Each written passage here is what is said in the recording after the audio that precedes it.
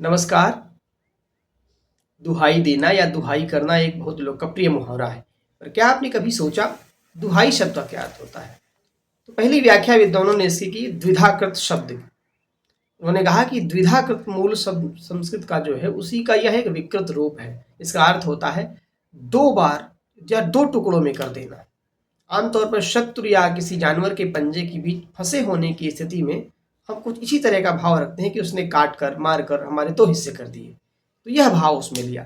दूसरा अर्थ है कि विपत्ति या मुसीबत में पड़ने पर मदद के लिए रक्षार्थ दो बार चिल्लाना या बार बार चिल्लाना, हा हा करना।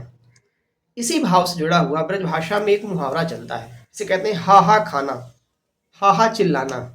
सूरदास की कविता है, उसमें पंक्ति आती है कि साटी ले जसुमति अति तरजति हरि बस हाहा खात।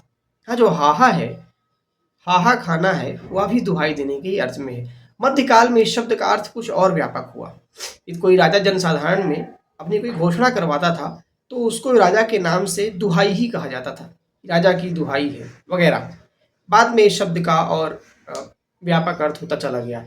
तुलसीदास ने अपने रामचरितमानस में एक जगह लिखा है, नगर फिरी रघुवीर दुहाई। यहाँ भी दुहाई है कि राम के नाम की दुहाई, उनके नाम की घोषणा।